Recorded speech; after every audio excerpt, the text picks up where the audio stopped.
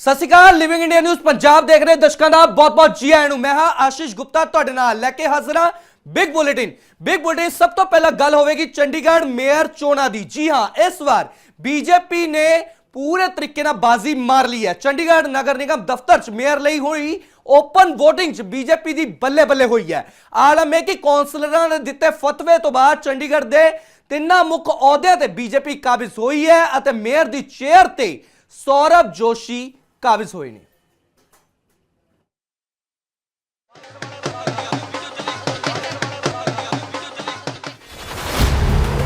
Chandigarh mayor चोणां च गदर तिन्ने अहुदियां ते BJP दी चौधर। टुट्टे गठजोड़ ने बदली गेम, मेयर दी चेयर ते बीजेपी दा नेम। चंडीगढ़ दा मेयर कौन होवेगा? चंडीगढ़ नगर निगम दफ्तर च मेयर दे लई होई ओपन वोटिंग ने साफ ते स्पष्ट शब्दां च जवाब दे दिता है। बीजेपी ने पूरे तरीके नाल बाजी मार ली है। मेयर चोणां तो पहला ही अपने पाले च शामिल कराए आम आदमी पार्टी दे कौंसलर अते टुट्टे गठजोड़ नाल बीजेपी नूं अजिही संजीवनी मिली कि नगर निगम दे तिन्ने मुख अहुदियां ते हुण सिर्फ बीजेपी दा कब्जा है अते बीजेपी दा कमल खिड़न दे नाल वर्करां च जोश है। नगर निगम दे मेयर चुणन दे लई दी डे यानी फैसले वाला दिन कुछ इंज रहा कि मेयर दी चोण दे लई बैलेट पेपर दी थां हथ खड़े करके वोटिंग करवाई गई तां जो कपले दी कोई शंका ही पैदा ना होवे। ऑब्जर्वर अते चोण अधिकारियों वालों सब तो पहला मेयर दे लई वोटिंग करवाई गई। इस दौरान भाजपा दे 18 कौंसलरां ने पार्टी दे उम्मीदवार सौरभ जोशी दे हक च हथ खड़े कीते। इस तरह कांग्रेस दे उम्मीदवार गुरप्रीत सिंह गाबी नूं कांग्रेसी कौंसलरां अते एक संसद मैंबर सने कुल 6 वोटां मिलियां, जबकि आम आदमी पार्टी दे उम्मीदवार योगेश ढींगरा नूं पार्टी कौंसलरां ने 11 वोटां पाईयां अते भाजपा दी जित हुई।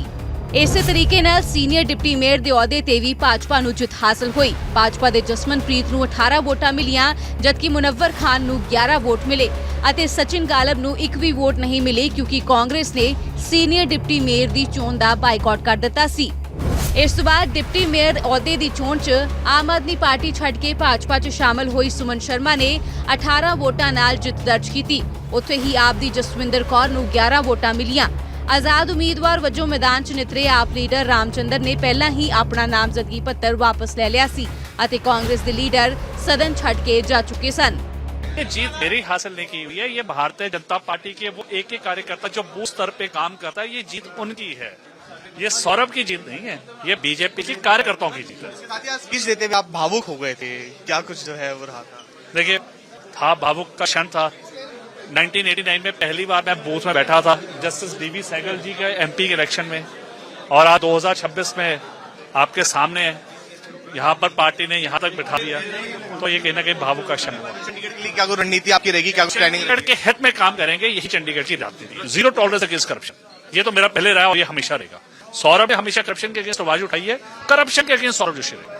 मेरी जो खुद की प्रायोरिटी रहेगी as a senior deputy mayor और हमारी पार्टी की भी, और जो तीनों पद पे हम जीते हैं, हमारा है कि जो शहर की सड़कें हैं जो हम देखते आ रहे हैं कि कुछ टाइम से बहुत खराब हो गई थी, पिछले साल उसका काम शुरू हुआ, तो हमारी कोशिश है कि इस साल इलेक्शन से पहले पहले हम शहर को मक्खन जैसी सड़कें दे दें। नहीं, इस बार तो साफ है जी, जो करप्शन करेगा उसको सीधा ही सीबीआई की इंक्वायरी है, उसके बाद जो भी कल्प्रिट होगा उसको उतनी ही सजा मिलेगी। हमारा जी जो रोड मैप है बेसिकली शहर की सड़कों की डेवलपमेंट है। डंपिंग ग्राउंड को भी इस साल हम खत्म कर देंगे और उसके अलावा जो भी नॉर्मल जो कार्य हर वार्ड में होते हैं वो तो होते आ रहे हैं, और उसकी जो गति है उसको तेज करेंगे। बड़ा अच्छा लग रहा है जी। आज देखिए जो पोस्ट पार्टी ने हमें दी है उस पोस्ट पे आके बड़ा अच्छा लग रहा है। चंडीगढ़ के लोगों के लिए, उनकी भलाई के लिए काम करना ही मेरी फर्स्ट प्रायोरिटी रहेगी। और मैं धन्यवाद करना चाहूंगी हमारे प्रधानमंत्री जी का और हमारे होम मिनिस्टर साहब का, विनोद तावड़े जी का, संजय टंडन जी का, और अपने अध्यक्ष जितेंद्र पाल मल्होत्रा जी का, और अपने सभी काउंसलर साथियों का जिन्होंने आज इस पद पे मुझे बैठाया। तो सबका धन्यवाद। बिल्कुल होना चाहिए जी, जब तक करप्शन बंद नहीं होगा तब तक हमारा देश तरक्की कर ही नहीं सकता। तो ये हमारी फर्स्ट प्रायोरिटी रहेगी, करप्शन मुक्त हमारा चंडीगढ़ शहर बने। देखिए, जब मैंने अपना काउंसलर का जो चुनाव जीता था तो मैंने उसी दिन ये सोचा था कि लोगों के लिए काम करना है, चाहे आपको रात की नींद छोड़नी पड़े या दिन में अपना घर बार छोड़ना पड़े। तो मैंने हमेशा ही लोगों के लिए काम किया है और मेरा रोड मैप यही रहता है कि लोगों के लिए जितना आप काम आ सको उतना ही आपके लिए कम है। ਤਾਂ ਸਾਫ਼ ਹੈ ਕਿ ਹੁਣ ਨਗਰ ਨਿਗਮ ਦੀ ਗੇਮ ਪੂਰੇ ਤਰੀਕੇ ਨਾਲ ਸਿਆਸੀ ਤੌਰ ਤੇ ਬਦਲ ਗਈ ਹੈ ਅਤੇ ਹੁਣ ਨਿਗਮ 'ਚ ਬੀਜੇਪੀ ਦੀ ਤੂਤੀ ਬੋਲ ਰਹੀ ਹੈ ਅਤੇ ਇਸ ਦੀ ਗਵਾਹੀ ਦਿੰਦੀਆਂ ਨੇ ਇਹ ਜਸ਼ਨ ਦੀਆਂ ਤਸਵੀਰਾਂ। इस बार टुੱਟੇ ਗੱਠਜੋੜ ने मेयर चोण ਦਾ पूरा खेला ही कर ਦਿੱਤਾ है। Bureau report, Living India News. ਤਾਂ ਵਾਕਈ ਮੇਅਰ ਚੋਣ ਜੂਨ ਪੂਰੇ ਤਰੀਕੇ ਨਾਲ ਬੀਜੇਪੀ ਕਾਬਿਜ਼ ਹੋ ਗਈ ਹੈ ਅਤੇ ਟੁੱਟੇ ਗੱਠਜੋੜ ਨੇ ਪੂਰੇ ਤਰੀਕੇ ਨਾਲ ਖੇਲਾ ਕਰ ਦਿੱਤਾ ਹੈ। ਖੈਰ ਹੁਣ ਗੱਲ ਹੋਵੇਗੀ 328 ਪਾਵਨ ਸਰੂਪਾਂ ਦੀ, ਗੱਲ ਹੋਵੇਗੀ ਐਸਆਈਟੀ ਦੀ ਜਾਂਚ ਤੇਜ਼ ਤੇ ਐਸਜੀਪੀਸੀ ਵੱਲੋਂ ਸੌਂਪੇ ਗਏ ਦਸਤਾਵੇਜ਼ ਦੀ। ਜੀ ਹਾਂ, ਪਹਿਲਾਂ ਤੋਂ ਹੀ ਪੰਥਕ ਅਤੇ ਸਿਆਸੀ ਸਰਜ਼ਮੀਨ ਤੇ ਵੱਡੀ ਜੰਗ ਦਾ ਮੈਦਾਨ ਬਣੇ 328 ਸਰੂਪਾਂ ਦੇ ਮਸਲੇ 'ਚ ਹੁਣ ਐਸਆਈਟੀ ਨੇ ਚੰਡੀਗੜ੍ਹ ਐਸਜੀਪੀਸੀ ਦਫ਼ਤਰ ਦਬਿਸ਼ ਦਿੱਤੀ। ਤਾਂ ਇਸ ਮੌਕੇ ਐਸਜੀਪੀਸੀ ਨੇ ਐਸਆਈਟੀ ਨੂੰ ਰਿਕਾਰਡ ਸੌਂਪ ਦਿੱਤੇ ਹਨ। ਐਸਆਈਟੀ ਦੀ ਦਲੀਲ ਇਹ ਰਹੀ ਕਿ ਹਾਲੇ ਪੂਰਾ ਰਿਕਾਰਡ ਮੁਹੱਈਆ ਨਹੀਂ ਕਰਵਾਇਆ ਗਿਆ, ਪਰ ਜਲਦ ਐਸਜੀਪੀਸੀ ਨੇ ਉਹ ਰਿਕਾਰਡ ਦੇਣ ਦਾ ਵੀ ਭਰੋਸਾ ਦਿੱਤਾ। 328 ਪਾਵਨ ਸਰੂਪ ਐਸਆਈਟੀ ਨੇ ਜਾਂਚ ਕੀਤੀ तेज। एसजीपीसी ने सौंपे एसआईटी ਨੂੰ दस्तावेज। एसजीपीसी ਦੇ ਰਿਕਾਰਡ ਨਾਲ ਕੀ ਨਿਕਲੇਗਾ ਹੱਲ? ਮੁੱਖ ਸਾਜ਼ਿਸ਼ਕਾਰ ਕਦੋਂ ਹੋਵੇਗਾ ਬੇਨਕਾਬ?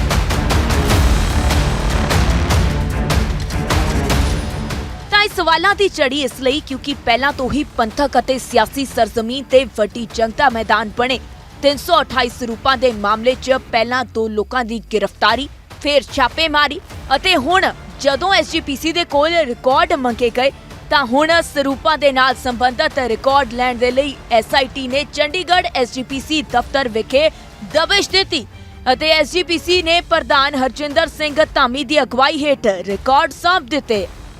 ਐਸਆਈਟੀ ਦੀ ਦਲੀਲ ਰਹੀ ਕਿ ਐਸਜੀਪੀਸੀ ਨੇ ਰਿਕਾਰਡ ਸੌਂਪ ਦਿੱਤੇ ਹਨ, ਹੁਣ ਰਿਕਾਰਡ ਦੀ ਜਾਂਚ ਕਰਾਂਗੇ। ਹਾਲੇ ਪੂਰਾ ਰਿਕਾਰਡ ਨਹੀਂ ਸੌਂਪਿਆ ਗਿਆ, ਜਾਂਚ ਤੋਂ ਬਾਅਦ ਪਤਾ ਲੱਗੇਗਾ ਕਿੰਨਾ ਰਿਕਾਰਡ ਮਿਲਿਆ। ਐਸਜੀਪੀਸੀ ਨੇ ਬਾਕੀ ਰਿਕਾਰਡ ਵੀ ਸੌਂਪਣ ਦੀ ਗੱਲ ਕਹੀ। ਅਗਲੇ ਹਫਤੇ ਬਕਾਇਆ ਰਿਕਾਰਡ ਐਸਜੀਪੀਸੀ ਦੇਵੇਗੀ। ਤੇ ਐਸਜੀਪੀਸੀ ਵੱਲੋਂ ਕਾਫੀ ਰਿਕਾਰਡ ਸਾਨੂੰ ਦਿੱਤਾ ਜਾ ਚੁੱਕਿਆ, ਜਿਸ ਦੀ ਹੁਣ ਅਸੀਂ ਪ੍ਰੋਪਰ ਇਹਨੂੰ ਐਨਾਲਾਈਜ਼ ਕਰਕੇ ਉਹਦੇ ਵਿੱਚ ਜੋ ਹੋਰ ਕੋਈ ਰਿਕਾਰਡ ਸਾਨੂੰ ਜੋ ਘੱਟ ਹੋਏ ਆ ਜਾਂ ਜਿਵੇਂ ਵੀ ਜੋ ਪ੍ਰੋਪਰ ਨਾ ਹੋਇਆ ਉਹਦੀ ਦੁਬਾਰਾ ਮੰਗ ਕੀਤੀ ਜਾਊਗੀ। ਪਰ ਪਹਿਲਾਂ ਅਸੀਂ ਰਿਕਾਰਡ ਇੱਕ ਵਾਰੀ ਪ੍ਰੋਪਰ ਐਨਾਲਾਈਜ਼ ਕਰਾਂਗੇ ਕਿਉਂਕਿ ਸਹਿਯੋਗ ਤਾਂ ਹੁਣ ਰਿਕਾਰਡ ਬੇਸਡ ਆ। ਜੋ ਰਿਕਾਰਡ ਸਾਨੂੰ ਦਿੱਤਾ ਗਿਆ ਇਹ ਪ੍ਰੋਪਰ ਐਨਾਲਾਈਜ਼ ਕਰਾਂਗੇ। ਸਾਨੂੰ ਤਾਂ ਮੇਨਲੀ ਰਿਕਾਰਡ ਚਾਹੀਦਾ।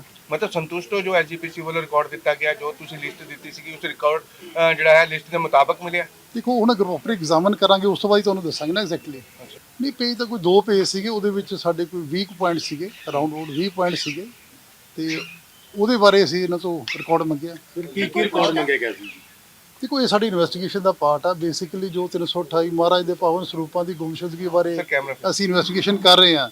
ਇਹ ਸਾਰਾ ਜੋ ਵੀ ਰਿਕਾਰਡ ਮੰਗਿਆ ਗਿਆ ਇਹ ਸਾਰਾ ਉਹਦੇ ਨਾਲ ਸੰਬੰਧਿਤ ਰਿਕਾਰਡ ਸੀਗਾ। ਹੁਣ ਰਿਕਾਰਡ ਤਾਂ ਦਿੱਤਾ ਪਰ ਹਜੇ ਪੂਰਾ ਨਹੀਂ ਰਿਕਾਰਡ ਦਿੱਤਾ ਗਿਆ, ਠੀਕ ਹੈ। ਉਹ ਅਸੀਂ ਇਹਨਾਂ ਨੂੰ ਦੱਸ ਵੀ ਦਿੱਤਾ ਵੀ ਇਹ ਰਿਕਾਰਡ ਸਾਨੂੰ ਦੂਰਾ ਲੱਗਦਾ ਕਿਉਂਕਿ ਪ੍ਰੋਪਰ ਐਗਜ਼ਾਮਨ ਤਾਂ ਅਸੀਂ ਬਾਅਦ ਚ ਕਰਾਂਗੇ ਨਾ ਇਹਦੇ ਬਾਰੇ। ਇਹ ਜੀ ਸਰ ਜਿਹੜੇ 20 ਪੁਆਇੰਟ ਤੁਸੀਂ ਰੱਖੇ ਨੇ ਉਹ 20 ਦੇ 20 ਪੁਆਇੰਟ ਦਾ ਰਿਕਾਰਡ ਦਿੱਤਾ ਗਿਆ ਹੈ ਕਿ ਉਸ ਦੇ ਵਿੱਚੋਂ ਕਿੰਨੇ ਕੁ ਹੱਲੇ ਪੁਆਇੰਟ ਇਦਾਂ ਦੇ ਹੈਗੇ ਨੇ ਜਿਹੜੇ ਪੈਂਡਿੰਗ ਰਹਿ ਗਏ ਨੇ? ਨਹੀਂ ਇਦਾਂ ਨਹੀਂ ਹੈਗਾ। ਜਿਵੇਂ ਇੱਕ ਪੁਆਇੰਟ ਦੇ ਵਿੱਚ ਸਾਡੇ ਕਾਫੀ ਕੁਐਸਚਨ ਸੀਗੇ, ਉਹਦੇ ਵਿੱਚੋਂ ਕੁਝ ਕੁ ਹਜੇ ਰਿਕਾਰਡ ਪ੍ਰੋਪਰ ਹੈ ਨਹੀਂਗਾ ਜੋ ਐਸਜੀਪੀਸੀ ਅਧਿਕਾਰੀਆਂ ਨੇ ਵੀ ਮੰਨਿਆ ਤੇ ਉਹਦੇ ਬਾਰੇ ਉਹਨਾਂ ਨੇ ਕਿਹਾ ਵੀ ਅਸੀਂ ਤੁਹਾਨੂੰ ਜਲਦੀ ਜੋ ਕੋਈ ਰਿਕਾਰਡ ਵੀ ਜ਼ਿਆਦਾ ਆ ਵੀ ਤੁਸੀਂ ਨੈਕਸਟ ਵੀਕ ਇੱਥੇ ਆ ਜਾਓ, ਅਸੀਂ ਤੁਹਾਨੂੰ ਦਿਖਾ ਵੀ ਦੇਵਾਂਗੇ ਜੋ ਉਹਨਾਂ ਨੇ ਕਿਹਾ।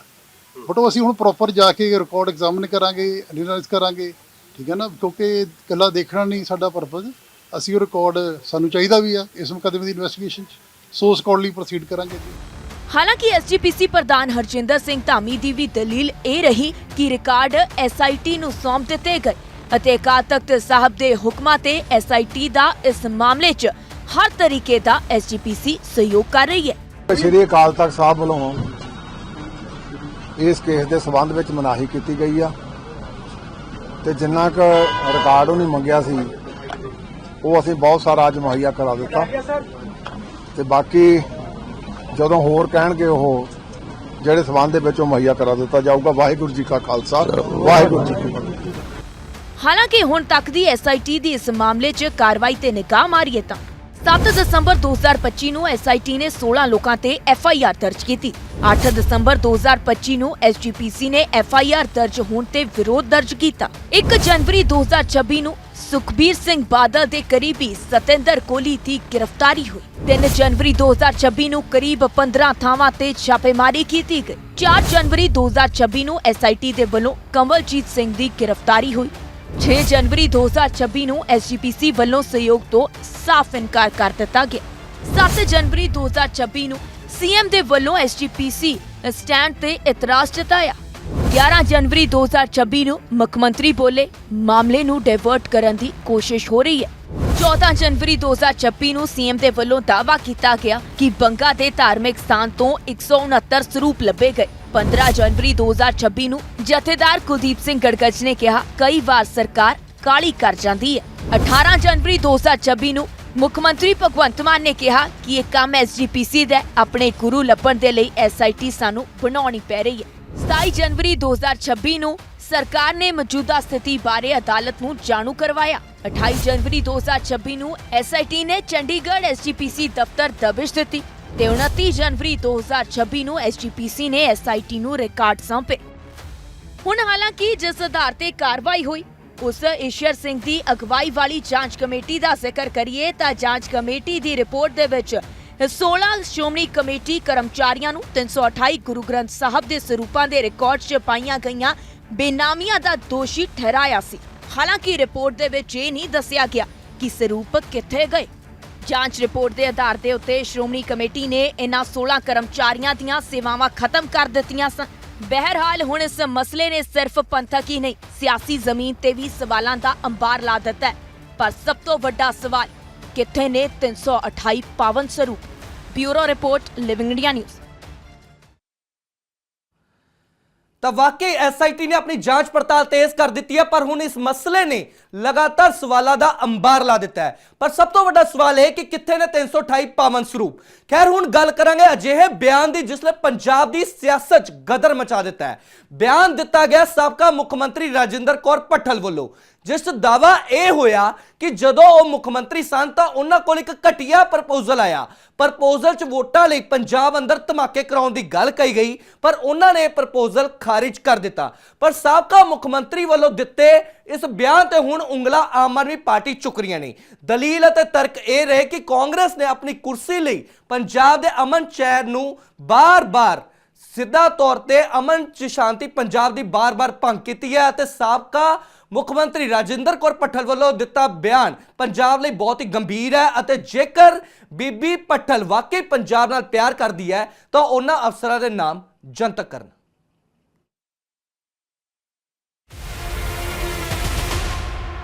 ਭੱਠਲ ਦੇ ਬਿਆਨ ਤੇ ਸਿਆਸੀ ਘਮਸਾਨ। ਕਿਸਨੇ ਦਿੱਤੀ ਸੀ ਧਮਕੀਆਂ ਦੀ ਸਲਾਹ? ਅਫਸਰ ਲੌਬੀ 'ਚ ਕਿਹੜੀਆਂ ਕਾਲੀਆਂ ਭੇਡਾਂ? ਕੌਣ ਚਲਾ ਰਿਹਾ ਹੈ ਖੂਨੀ ਖੇਡ? ਤਾਂ तमाम ਇਹ ਸਵਾਲਾਂ ਦੀ ਝੜੀ ਇਸ ਲਈ ਕਿਉਂਕਿ ਪੰਜਾਬ ਦੀ ਸਾਬਕਾ ਮੁੱਖ ਮੰਤਰੀ ਅਤੇ ਕਾਂਗਰਸੀ ਲੀਡਰ ਰਾਜਿੰਦਰ ਕੌਰ ਭੱਠਲ ਤੇ ਇੱਕ ਬਿਆਨ ਨੇ ਪੰਜਾਬ ਦੀ ਸਿਆਸਤ 'ਚ ਨਵਾਂ ਬਵਾਲ ਖੜਾ ਕਰ ਦਿੱਤਾ। 2027 ਤੋਂ ਪਹਿਲਾਂ ਭੱਠਲ ਵੱਲੋਂ ਕੀਤੇ ਸਨਸਨੀਖੇਜ਼ ਦਾਅਵੇ ਨੇ ਨਵੀਂ ਤਰਥੱਲੀ ਮਚਾ ਦਿੱਤੀ ਹੈ। ਆਲਮ ਇਹ ਹੈ ਕਿ ਇੱਕ ਪੋਡਕਾਸਟ ਨੂੰ ਦਿੱਤੇ ਇੰਟਰਵਿਊ ਦੇ ਵਿੱਚ ਸਾਬਕਾ ਮੁੱਖ ਮੰਤਰੀ ਵੱਲੋਂ ਖੁਲਾਸਾ ਕੀਤਾ ਗਿਆ ਕਿ ਜਦੋਂ ਉਹ ਮੁੱਖ ਮੰਤਰੀ ਸਨ ਉਦੋਂ ਅਧਿਕਾਰੀਆਂ ਨੇ ਸਰਕਾਰ ਨੂੰ ਮੁੜ ਸੱਤਾ ਦੇ ਵਿੱਚ ਲਿਆਉਣ ਦੇ ਲਈ ਉਹਨਾਂ ਨੂੰ ਇੱਕ ਘਟੀਆ ਪ੍ਰਸਤਾਵ ਦਿੱਤਾ ਸੀ, ਜਿਸ ਨੂੰ ਸਿਰੇ ਤੋਂ ਖਾਰਜ ਕਰ ਦਿੱਤਾ। ਭੱਠਲ ਨੇ ਕਿਹਾ ਕਿ ਅਧਿਕਾਰੀਆਂ ਨੇ ਉਹਨਾਂ ਨੂੰ ਕਿਹਾ ਸੀ ਕਿ ਸਰਕਾਰ ਦੁਬਾਰਾ ਬਣਾਉਣ ਦੇ ਲਈ ਬਾਜ਼ਾਰਾਂ ਅਤੇ ਰੇਲ ਗੱਡੀਆਂ ਦੇ ਵਿੱਚ ਧਮਾਕੇ ਕਰਵਾ ਕੇ ਦਹਿਸ਼ਤ ਫੈਲਾਈ ਜਾਵੇ, ਲੋਕਾਂ ਨੂੰ ਡਰਾਇਆ ਜਾਵੇ ਅਤੇ ਫਿਰ ਡਰ ਦੇ ਮਾਹੌਲ ਦੇ ਵਿੱਚ ਆਪਣੀ ਮਰਜ਼ੀ ਅਨੁਸਾਰ ਵੋਟ ਪਵਾਏ ਜਾਣ। ਭੱਠਲ ਨੇ ਕਿਹਾ ਕਿ ਜਿਵੇਂ ਹੀ ਅਧਿਕਾਰੀਆਂ ਨੇ ਇਹ ਪ੍ਰਸਤਾਵ ਰੱਖਿਆ ਮੈਂ ਤੁਰੰਤ ਉਹਨਾਂ ਨੂੰ ਟੋਕ ਦਿੱਤਾ। ਮੈਂ ਅਧਿਕਾਰੀਆਂ ਨੂੰ ਸਾਫ਼ ਕਹਿ ਦਿੱਤਾ ਕਿ ਮੈਂ ਲਾਸ਼ਾਂ ਤੇ ਰਾਜਨੀਤੀ ਨਹੀਂ ਕਰਾਂਗੀ। ਅਤੇ ਹੁਣ ਇਸ ਬਿਆਨ ਤੇ ਪੰਜਾਬ ਦੀ ਸਿਆਸਤ 'ਚ ਨਵੀਂ ਤਰਥੱਲੀ ਮਚ ਗਈ ਹੈ। ਆਲਮ ਇਹ ਹੈ ਕਿ ਹੁਣ ਭੱਠਲ ਦੇ ਸਨਸਨੀਖੇਜ਼ ਖੁਲਾਸੇ ਨੇ ਨਵੀਂ ਜੰਗ ਦਾ ਆਗਾਜ਼ ਕਰ ਦਿੱਤਾ ਹੈ ਅਤੇ ਹੁਣ ਆਮ ਆਦਮੀ ਪਾਰਟੀ ਨੇ ਬਿਆਨ ਬਹਾਨੇ ਸਵਾਲਾਂ ਦੇ ਤੀਰ ਕਾਂਗਰਸ ਤੇ ਦਾਗਣੇ ਸ਼ੁਰੂ ਕਰ ਦਿੱਤੇ। ਦਲੀਲਾਂ ਅਤੇ ਤਰਕ ਇੰਜ ਰਹੇ ਕਿ ਇਹ ਬਿਆਨ ਸਾਬਤ ਕਰਦਾ ਹੈ ਕਿ ਕਾਂਗਰਸ ਨੇ ਆਪਣੀ ਕੁਰਸੀ ਦੇ ਲਈ ਪੰਜਾਬ ਦੇ ਅਮਨ ਚੈਨ ਨੂੰ ਬਾਰ-ਬਾਰ ਤਬਾਹ ਕੀਤਾ ਹੈ। ਭੱਠਲ ਵੱਲੋਂ ਦਿੱਤਾ ਗਿਆ ਬਿਆਨ ਪੰਜਾਬ ਦੇ ਲਈ ਬਹੁਤ ਹੀ ਗੰਭੀਰ, ਸੰਜੀਦਾ ਅਤੇ ਚਿੰਤਾਜਨਕ ਹੈ, ਜਿਸ ਨੂੰ ਦੁਨੀਆ ਭਰ 'ਚ ਵਸਦੇ ਪੰਜਾਬੀਆਂ ਨੂੰ ਗੰਭੀਰਤਾ ਦੇ ਨਾਲ ਲੈਣਾ ਚਾਹੀਦਾ ਹੈ। ਜੇ ਬੀਬੀ ਭੱਠਲ ਵਾਕਈ ਪੰਜਾਬ ਨਾਲ ਪਿਆਰ ਕਰਦੇ ਨੇ ਤੇ ਆਪਣੇ ਆਪ ਨੂੰ ਦੇਸ਼ ਭਗਤ ਪਰਿਵਾਰ ਦੀ ਵਾਰਸ ਮੰਨਦੇ ਨੇ ਤਾਂ ਉਹਨਾਂ ਨੂੰ ਉਹਨਾਂ ਅਫਸਰਾਂ ਦੇ ਨਾਮ ਜਨਤਕ ਕਰਨੇ ਚਾਹੀਦੇ ਨੇ। ਮੈਂ ਉਮੀਦ ਕਰਦਾ ਕਿ ਜੇ ਬੀਬੀ ਜੀ ਨੇ ਗੱਲ ਅੱਜ 30 ਸਾਲ ਬਾਅਦ ਜੇ ਪਬਲਿਕ ਡੋਮੇਨ ਦੇ ਵਿੱਚ ਰੱਖੀ ਹੈ ਤੇ ਉਹਨਾਂ ਨੂੰ ਉਹਨਾਂ ਪੰਜਾਬ ਵਿਰੋਧੀ ਲੋਕਾਂ ਦੇ ਨਾਮ ਨੇ ਜਿਹੜੇ ਉਹ ਨਸ਼ਰ ਕਰਨੇ ਚਾਹੀਦੇ ਨੇ। ਬਿਹਤਰ ਤਾਂ ਹੁੰਦਾ ਕਿ ਜਦੋਂ ਉਹ ਸੀਐਮ ਸੀਗੇ ਤੇ ਜਦੋਂ ਕਿਸੇ ਬੰਦੇ ਨੇ ਇਹੋ ਜਿਹੀ ਸਲਾਹ ਉਹਨਾਂ ਨੂੰ ਦਿੱਤੀ ਸੀ, ਇਹ ਉਸੇ ਸਮੇਂ ਹੀ ਉਸ ਬੰਦੇ ਦੇ ਉੱਪਰ ਦੇਸ਼ ਧਰੋਹੀ ਦਾ ਪਰਚਾ ਦਰਜ ਕਰਾ ਕੇ ਉਹਨੂੰ ਅੰਦਰ ਕਰ ਦੇ। ਇਹ ਤਾਂ ਹੁਣ I think CM Sahib will take a decision ਕਿ ਜੇ ਇਹੋ ਜਿਹੀ ਕੋਈ ਗੱਲ ਕਿਸੇ ਨੇ ਉਸ ਸਮੇਂ ਵੀ ਪੰਜਾਬ ਜਦ 30-35 ਹਜ਼ਾਰ ਲੋਕਾਂ ਦੀਆਂ ਜਾਨਾਂ ਪੰਜਾਬ ਗਵਾ ਚੁੱਕਿਆ ਸੀਗਾ, ਬੜੀ ਮੁਸ਼ਕਿਲ ਦੇ ਨਾਲ ਪੰਜਾਬ ਦੇ ਵਿੱਚ ਸ਼ਾਂਤੀ ਬਹਾਲ ਹੋਈ ਸੀਗੀ, ਤੇ ਉਹਦੇ ਸਾਲ 2 ਸਾਲ ਬਾਅਦ ਹੀ ਜੇ ਕੋਈ ਲਾਸ਼ਾਂ ਦੀ ਰਾਜਨੀਤੀ ਕਰਨ ਦੀ ਕੋਸ਼ਿਸ਼ ਕਰ ਰਿਹਾ ਸੀਗਾ, ਬੰਬ ਧਮਾਕੇ ਕਰਾਉਣ ਦੀਆਂ ਸਲਾਹਾਂ ਦੇ ਰਿਹਾ ਸੀਗਾ, ਇਹਦੇ ਵਿੱਚ ਇਹ ਜਾਣਨ ਦੀ ਲੋੜ ਤਾਂ ਹੈ ਹੀ ਪੰਜਾਬ ਸਰਕਾਰ ਨੂੰ ਅੱਜ ਦੀ ਤਾਰੀਖ ਦੇ ਵਿੱਚ ਵੀ ਇਹੋ ਜਿਹੀਆਂ ਕਾਲੀਆਂ ਭੇਡਾਂ ਪੰਜਾਬ ਦੇ ਵਿੱਚ ਬਿਊਰੋਕ੍ਰੇਸੀ ਦੇ ਵਿੱਚ ਜਾਂ ਪੋਲੀਟੀਕਲ ਸੈਟਅਪ ਦੇ ਵਿੱਚ ਕਿਹੜੀਆਂ ਬੈਠੀਆਂ ਨੇ ਕਿ ਜਿਹੜੀਆਂ ਇਹੋ ਜਿਹੀਆਂ ਸਲਾਹਾਂ ਉਦੋਂ ਦਿੰਦੀਆਂ ਸੀਗੀਆਂ। ਜੇ ਉਸ ਸਮੇਂ ਇਹੋ ਜਿਹੀਆਂ ਮਾੜੀਆਂ ਸਲਾਹਾਂ ਦਿੰਦੇ ਸੀਗੇ ਤੇ ਹੋ ਸਕਦਾ ਅੱਜ ਵੀ ਕਿਤੇ ਨਾ ਕਿਤੇ ਉਹਨਾਂ ਦੇ ਤਾਰ ਨੇ ਜਿਹੜੇ ਉਹ ਕਿਤੇ ਐਂਟੀ ਨੈਸ਼ਨਲ ਐਲੀਮੈਂਟਸ ਦੇ ਨਾਲ ਜੁੜੇ ਹੋਣ। ਸੋ ਇਹਦੇ ਬਾਰੇ ਜਾਂਚ ਤਾਂ ਮੈਂ ਸਮਝਦਾ ਕਿ ਜ਼ਰੂਰ ਹੋਣੀ ਚਾਹੀਦੀ ਹੈ, ਔਰ ਸੀਐਮ ਸਾਹਿਬ ਨੂੰ ਵੀ ਮੈਂ ਤਾਂ ਬਲਕਿ ਇਹੀ ਅਪੀਲ ਕਰੂੰਗਾ ਕਿ ਉਹਨਾਂ ਨੂੰ ਵੀ ਇਹਦੇ ਬਾਰੇ ਜਿਹੜਾ ਪੂਰੀ, ਕਿਉਂਕਿ ਹੋਮ ਡਿਪਾਰਟਮੈਂਟ ਉਹਨਾਂ ਕੋਲੇ ਹੈ, ਇਹਦੇ ਬਾਰੇ ਪੂਰੀ ਗਹਿਨ ਜਾਂਚ ਜਿਹੜੀ ਹੋਣੀ ਚਾਹੀਦੀ। ਜਿਹੜੇ ਲੋਕ ਉਸ ਸਮੇਂ ਜਿਨ੍ਹਾਂ ਨੇ ਪੰਜਾਬ ਦਾ ਕਾਲਾ ਦੌਰ ਦੇਖਿਆ, ਜਦੋਂ ਬੈਂਡੇ ਪੱਠਲ ਦੇ ਬਿਆਨ ਨੂੰ ਗੰਭੀਰਤਾ ਨਾਲ ਤੁਸੀਂ ਸੋਚਦੇ ਹੋ ਤੇ ਫਿਰ ਤੁਹਾਨੂੰ ਲੱਗਦਾ ਕਿ ਜ਼ਰੂਰ ਪੰਜਾਬ ਨੂੰ ਤਬਾਹ ਕਰਨ ਵਾਸਤੇ ਕਾਂਗਰਸ ਨੇ ਵੱਡੀਆਂ ਵੱਡੀਆਂ ਸਾਜ਼ਿਸ਼ਾਂ ਕੀਤੀਆਂ। ਇਹ ਜਦੋਂ ਤੁਸੀਂ ਸਾਰੀਆਂ ਕੜੀਆਂ ਜੋੜੋਗੇ ਫਿਰ ਤੁਹਾਨੂੰ ਪਤਾ ਲੱਗੂਗਾ ਕਿ ਕਾਂਗਰਸ ਨੇ ਪੰਜਾਬ ਨੂੰ ਕਿੱਦਾਂ ਤਬਾਹ ਕੀਤਾ। ਇਹਨਾਂ ਦੇ ਉੱਤੇ ਮੇਰਾ ਸਵਾਲ ਹੈ ਕਿ ਇਹ ਦੱਸਿਆ ਜਾਵੇ, ਔਰ ਮੇਰੀ ਪੰਜਾਬ ਦੇ ਮੁੱਖ ਮੰਤਰੀ ਸਰਦਾਰ ਭਗਵੰਤ ਸਿੰਘ ਮਾਨ ਜੀ ਦੇ ਕੋਲੋਂ ਇਹ ਮੰਗ ਹੈ ਕਿ ਇਸ ਬਿਆਨ ਦੀ ਜਾਂਚ ਕਰਾਈ ਜਾਵੇ। ਇਹ ਬਹੁਤ ਸੀਰੀਅਸ ਮੁੱਦਾ ਸਰ। ਪੰਜਾਬ ਦੇ ਹਜ਼ਾਰਾਂ ਲੋਕ ਮਰ ਗਏ, ਪੰਜਾਬ ਦੇ ਹਜ਼ਾਰਾਂ ਮੁੰਡੇ ਮਰ ਗਏ, ਅੱਜ ਕਈ ਅਜੇ ਜੇਲ੍ਹਾਂ 'ਚ ਬੈਠੇ ਆ।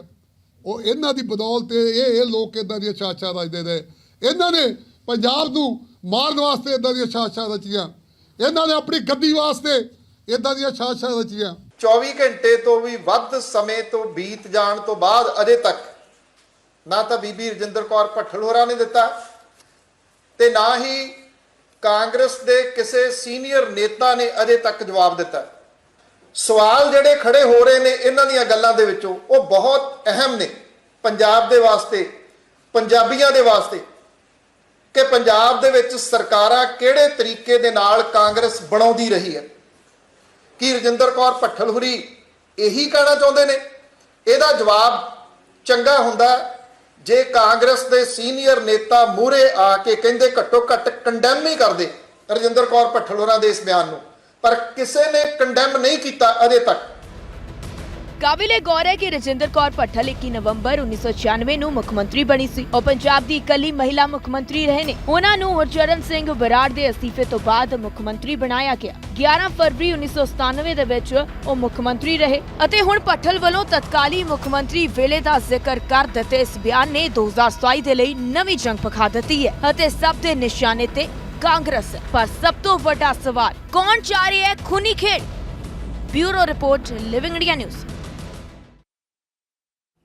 ਤਾਂ ਵਾਕਈ ਸਾਬਕਾ ਮੁੱਖ ਮੰਤਰੀ ਰਾਜਿੰਦਰ ਕੌਰ ਭੱਠਲ ਵੱਲੋਂ ਦਿੱਤੇ ਇਸ ਬਿਆਨ ਨੇ ਹੁਣ ਕਿਤੇ ਨਾ ਕਿਤੇ ਪੰਜਾਬ ਦਾ ਸਿਆਸੀ ਪਾਰਾ 27 ਦੇ ਹਿਸਾਬ ਨਾਲ ਪੂਰਾ ਤਰੀਕੇ ਨਾਲ ਹਾਈ ਕਰ ਦਿੱਤਾ ਹੈ।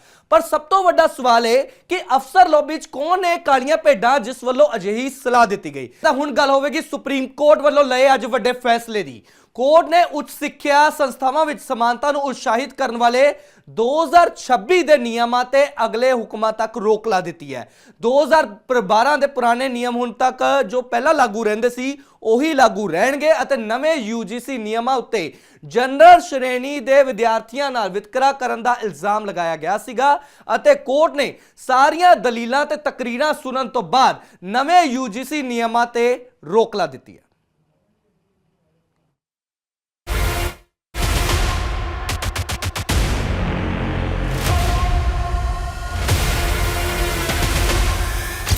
UGC ਦੇ ਨਵੇਂ ਨਿਯਮਾਂ ਤੇ ਖੜਕਾ, CGI ਦੀ ਸਖਤ ਟਿੱਪਣੀ, ਕੇਂਦਰ ਨੂੰ ਝਟਕਾ, ਨਵੇਂ ਨਿਯਮਾਂ ਤੇ ਸੁਪਰੀਮ ਰੋਕ।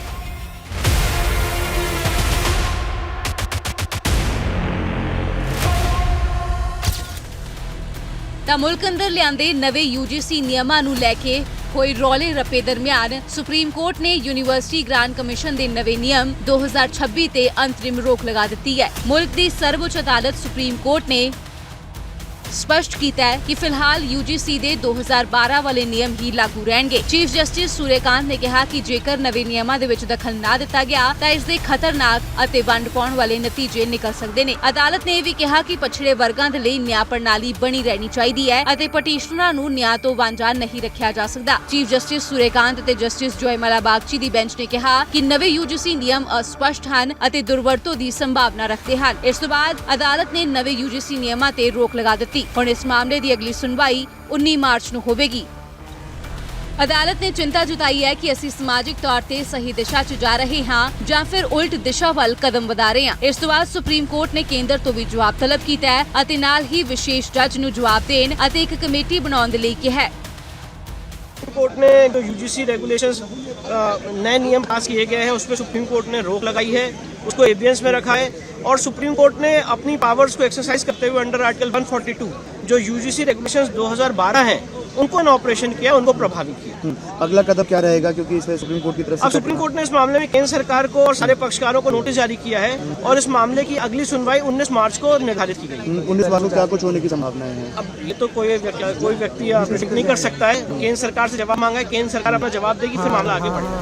ਹਾਲਾਂਕਿ UGC ਦੇ ਜਿਹੜੇ ਨਿਯਮਾਂ ਦੇ ਖਿਲਾਫ ਪ੍ਰਦਰਸ਼ਨ ਹੋ ਰਹੇ ਨੇ ਉਹ ਕਾਫੀ ਗੰਭੀਰ ਨੇ। ਨਵੇਂ ਨਿਯਮਾਂ ਮੁਤਾਬਕ ਉੱਚ ਵਿਦਿਅਕ ਸੰਸਥਾਵਾਂ 'ਚ ਸਮਾਨਤਾ ਨੂੰ ਉਤਸ਼ਾਹਿਤ ਕਰਨ ਦੇ ਨਿਯਮ ਸ਼ਾਮਲ ਨੇ। ਹਰ ਯੂਨੀਵਰਸਿਟੀ ਅਤੇ ਕਾਲਜ 'ਚ ਇਕੁਇਟੀ ਕਮੇਟੀਆਂ ਤੇ ਇਕੁਇਟੀ ਸਕੁਐਡ ਦਾ ਗਠਨ ਹੋਵੇਗਾ। ਸ਼ਿਕਾਇਤਾਂ ਦੇ ਲਈ 24 ਘੰਟੇ ਚੱਲਣ ਵਾਲੀ ਹੈਲਪਲਾਈਨ ਪ੍ਰਣਾਲੀ ਸਥਾਪਿਤ ਹੋਵੇਗੀ। SC ਅਤੇ ST ਵਰਗ ਦੇ ਉਮੀਦਵਾਰਾਂ ਨੂੰ ਸੰਸਥਾ 'ਚ ਸੁਰੱਖਿਅਤ ਮਾਹੌਲ ਦੇਣਾ ਲਾਜ਼ਮੀ ਹੋਵੇਗਾ। ਨਿਯਮਾਂ ਦੀ ਉਲੰਘਣਾ ਕਰਨ ਵਾਲੀਆਂ ਸੰਸਥਾਵਾਂ ਦੀ ਮਾਨਤਾ ਰੱਦ ਕੀਤੀ ਜਾ ਸਕਦੀ ਹੈ ਜਾਂ ਫਿਰ ਉਲੰਘਣਾ ਕਰਨ ਤੇ ਸੰਸਥਾਵਾਂ ਦੇ ਫੰਡ ਰੋਕੇ ਜਾ ਸਕਦੇ ਨੇ।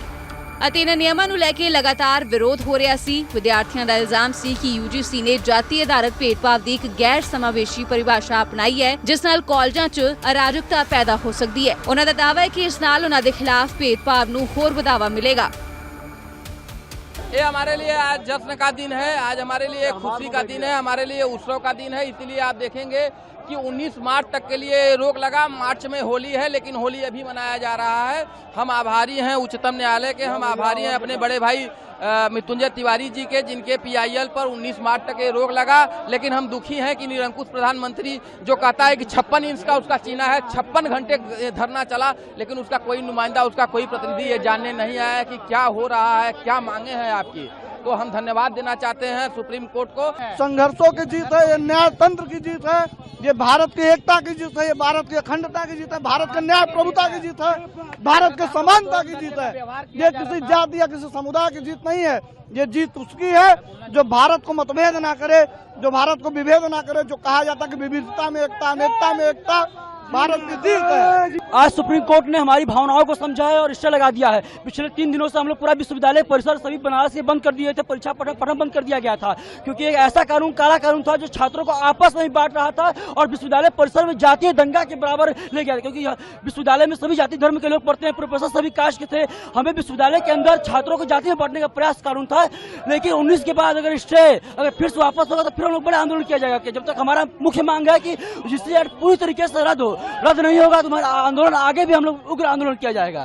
जी, ये मैं छात्रों के हितों का सुप्रीम कोर्ट ने ध्यान रखते हुए पूरे देश भर में जितने आंदोलन हुए, उग्र प्रदर्शन हुए और इसमें लखनऊ विश्वविद्यालय का अग्रणी भूमिका रही है वहाँ के छात्रों का, चाहे ये ओल्ड कैंपस हो चाहे न्यू कैंपस हो।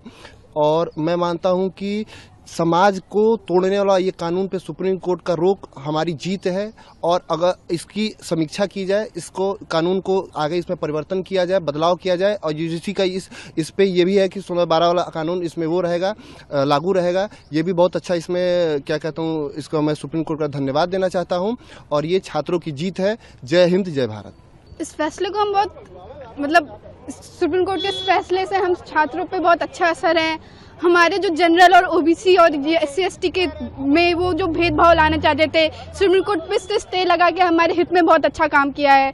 सुप्रीम कोर्ट को हम इस वजह से धन्यवाद करना चाहते हैं। सुप्रीम कोर्ट ने जो स्टे लगाया उसका हम लोग स्वागत करते हैं। साथ ही सरकार से मांग करते हैं कि इसको पूर्ण रूप से वापस लिया जाए, क्योंकि स्टे आंशिक रूप से है और इसको हम लोग चाहते हैं इसको पूर्ण रूप से सरकार वापस ले और इस गाइडलाइन को रद्द करे, इसको वापस ले। यही हम लोग की डिमांड है और सुप्रीम कोर्ट ने जो स्टे लगाया उसका हम लोग स्वागत करते हैं। सरकार को एक चेतावनी देना चाहते हैं कि अगर ये सरकार ने बिल वापस नहीं लिया, ये रेगुलेशन वापस नहीं लिया, तो हम लोग सड़कों पे उतरेंगे, अपने मताधिकार से, अपनी कलम से इसका विरोध करेंगे और जब तक करते रहेंगे जब तक कि सरकार रेगुलेशन वापस नहीं ले लेती है।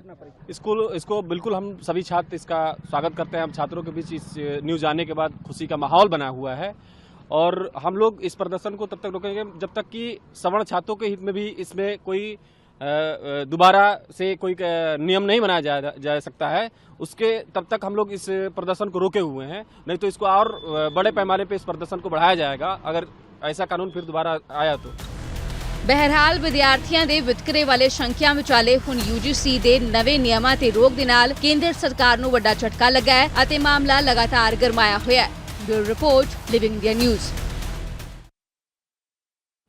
ਤਾਂ ਉਧਰ ਪੰਜਾਬ 'ਚ ਨਸ਼ਾ ਤਸਕਰਾਂ ਤੇ ਦੇਸ਼ ਵਿਰੋਧੀ ਅੰਸਰਾਂ ਦੇ ਖਿਲਾਫ ਪੰਜਾਬ ਪੁਲਿਸ ਨੇ ਇੱਕ ਵੱਡੀ ਜੰਗ ਛੇੜ ਦਿੱਤੀ ਹੈ।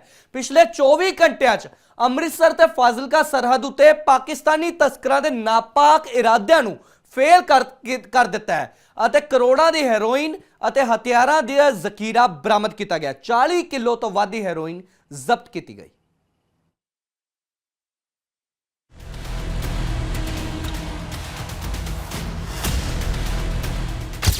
ਵੱਡੀ रिकवरी किसकी साजिश?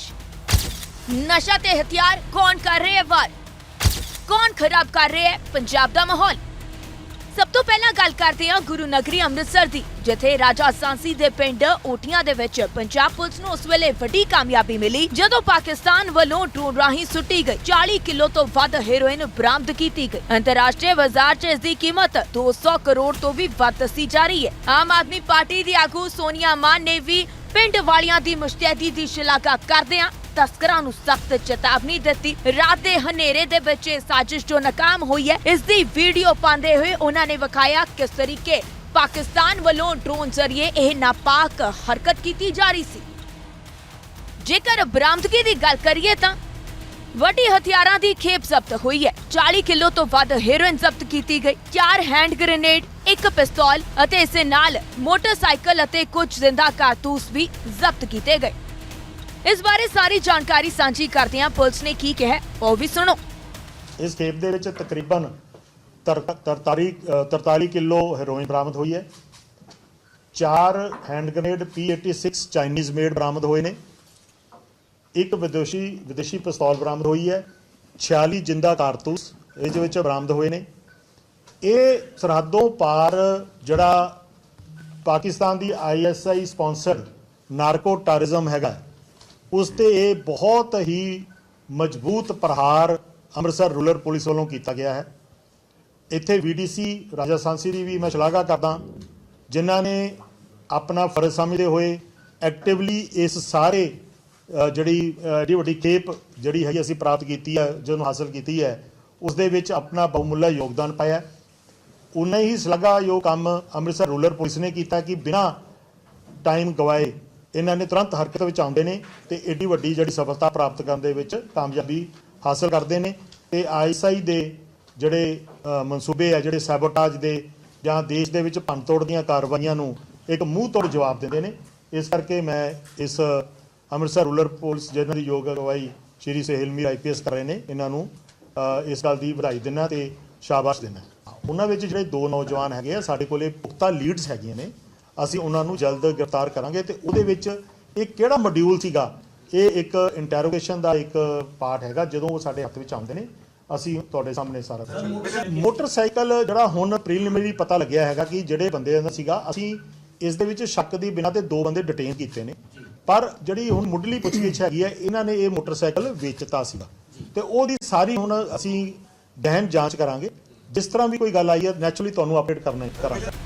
दूजे पासे फाजिलका च काउंटर इंटैलीजेंस फरीदकोट ते BSF ने एक सांझे ऑपरेशन दौरान हथियारां दी एक वड्डी खेप जब्त की। सरहदी पिंड तेजा रहेड़ा दे नेड़े पाकिस्तानी तस्करां ने संघनी धुंध दा फायदा चुक के हथियारां ते नशे नूं पंजाब अंदर लिआंदा। तलाशी दौरान पुलिस नूं उत्थों वड्डी हथियारां दी खेप बरामद हुई। काउंटर इंटैलीजेंस फरीदकोट अते BSF दे वल्लों सांझा ऑपरेशन किया गया। पाकिस्तानी तस्करां ने सरहद पार खेप भेजी। हनेरे अते संघनी धुंध दा फायदा चुकिया गया। 20 पिस्तौल, 1 Gruffudd security pistol MP5, 39 magazine, 310 जिंदा कारतूस 9 mm, 2.160 किलोग्राम हेरोइन बरामद हुई। पंजाब पुलिस के इस डबल एक्शन ने साबित कर दिता है कि सरहद पारों हो रही हर हरकत ते पुलिस की पैनी नजर है। फिलहाल पुलिस इस पूरे नेटवर्क दीयां कड़ियां जोड़न च जुटी हुई है। Bureau report, Living India News. ਤਾਂ ਵਾਕਈ ਅੰਮ੍ਰਿਤਸਰ ਅਤੇ ਫਾਜ਼ਿਲਕਾ ਪੁਲਿਸ ਨੇ ਤਾਂ ਵੱਡੀ ਕਾਰਵਾਈ ਕੀਤੀ ਹੈ, ਪਰ ਵੱਡਾ ਸਵਾਲ ਇਹ ਬਰਕਰਾਰ ਹੈ ਕਿ ਕੌਣ ਪੰਜਾਬ ਦਾ ਮਾਹੌਲ ਖਰਾਬ ਕਰਨ ਦੀ ਕੋਸ਼ਿਸ਼ ਕਰ ਰਿਹਾ ਹੈ।